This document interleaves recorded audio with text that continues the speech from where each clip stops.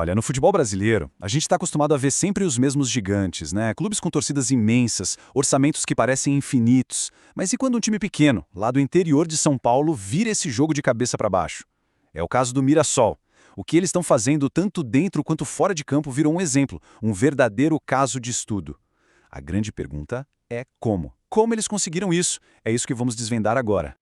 Qual é o segredo do sucesso do Mirassol? Bom, a resposta pode até parecer complicada, mas na verdade ela se resume a uma única palavra. Uma palavra que muitas vezes acaba sendo esquecida no meio da paixão, da emoção do futebol, sabe? Para a gente entender isso a fundo, vamos mergulhar no modelo de gestão do clube. Então, o nosso roteiro vai ser o seguinte. Primeiro, a gente vai entender o cenário geral do futebol brasileiro. Depois, vamos ver os pilares da gestão do Mirassol. Em seguida, como isso deu resultado em campo. Aí a gente fala sobre o desafio da marca, que é o próximo passo, e para fechar, a lição principal que fica disso tudo. Ok, então começando pelo cenário do futebol. Para a gente ter uma ideia do tamanho do feito do Mirassol, é preciso entender onde eles estão inseridos. A realidade do futebol brasileiro, para muitos clubes, até mesmo os gigantes, é uma luta constante contra dívidas, contra a instabilidade financeira. É aquele ciclo vicioso, sabe? Bem difícil de sair. E aí, para tentar resolver esse problema crônico de dívidas, apareceu uma solução que virou meio que a moda do momento. A tal da SAF, a Sociedade Anônima do Futebol. A ideia é bem simples na teoria, transformar o clube numa empresa para poder atrair investidor, grana de fora. E não é pouca gente fazendo isso não, já tem mais de 100 SAFs por aí no Brasil. E é aqui que está o pulo do gato, o ponto mais importante de todos. O Mirassol não é uma SAF, exatamente. Enquanto a maioria dos clubes está correndo atrás de uma solução externa de dinheiro de fora para, basicamente, apagar incêndio, o Mirassol foi por um caminho totalmente diferente. Eles mostraram que o segredo talvez não seja ter mais dinheiro, mas sim saber usar muito bem o dinheiro que se tem. Beleza. Se o caminho não é a SAF, então qual é a fórmula mágica? O que o Mirassol faz de diferente? A resposta está na base, sabe? Nos pilares da gestão deles. Nos princípios que eles seguem à risca em cada decisão. O modelo deles é sustentado por 4 pilares que, sinceramente, deveriam ser um manual para qualquer clube. Vamos lá. Primeiro, sustentabilidade financeira. A regra é clara. Nunca gastar mais do que entra. Simples assim. Segundo pilar, planejamento de longo prazo. Isso significa aguentar a pressão por resultado para ontem. Terceiro, governança forte. Ou seja, ter profissionais tomando decisões com a cabeça e não com o coração. E por último, mas não menos importante, transparência. E tem um exemplo perfeito disso, que mostra como eles levam a sério esse pilar do planejamento. Lembra da venda do Luiz Araújo para o Flamengo? Entrou uma grana preta no caixa do Mirassol. O normal, o que a paixão manda fazer, seria o quê? Sair torrando tudo em contratações caras, né? Mas o que o Mirassol fez? Pegou o dinheiro e investiu na própria casa, na infraestrutura do clube. Eles estão pensando lá na frente, construindo algo que dura, e não só uma alegria de momento.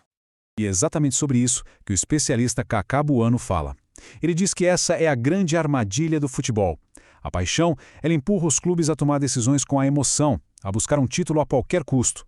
Um custo que, lá na frente, se torna impagável. O grande mérito do Mirassol foi justamente conseguir separar uma coisa da outra. A paixão fica na arquibancada, a gestão fica na sala da diretoria. Tá, legal, muito bonito no papel, na teoria, mas e na prática? E dentro de campo? Isso funciona mesmo? Bom, os resultados falam por si. A prova de que essa filosofia funciona tá aí, nos resultados, nas vitórias. Olha só essa escalada do Mirassol. Foi algo meteórico, mas ao mesmo tempo muito bem planejado. Se a gente olha essa linha do tempo, a gente vê um clube que em pouquíssimos anos saiu lá da Série D, do fundo do poço do futebol nacional, e chegou na elite, na Série A. E ainda levou um título de campeão da Série C no meio do caminho. É uma subida impressionante, construída degrau por degrau. E agora a parte mais incrível disso tudo. Sabe como eles conseguiram essa subida histórica? Com 0 dívidas. Isso mesmo, 0, nenhuma. Num esporte onde dever milhões é praticamente a regra, chegar à Série A sem dever 1 centavo, olha, esse talvez seja o maior troféu que o Mirassol já ganhou. Só para a gente ter uma ideia, vamos comparar. Pega o Flamengo, por exemplo. Também não é SAF, tem uma boa gestão e uma receita absurda. O Corinthians, por outro lado, tem um potencial enorme, mas vive com dificuldades de gestão. E tem até o exemplo do São Caetano, lembra deles? Tiveram uma ascensão parecida, mas não durou. O que separa esses casos? O que faz a diferença no final do dia? É a gestão, é o modelo de negócio. Bom, chegar na Série A é uma coisa. O difícil mesmo é se manter lá, né? E agora, o Mirassol tem um desafio totalmente novo pela frente. Uma outra batalha: construir uma marca que seja forte em todo o Brasil. É que o futebol hoje em dia é um negócio bem diferente. Antigamente, a grana vinha basicamente da bilheteria, de quantos torcedores iam para o estádio. Hoje, o jogo mudou. A maior parte da receita vem de direitos de TV, da venda de jogadores e de patrocínios.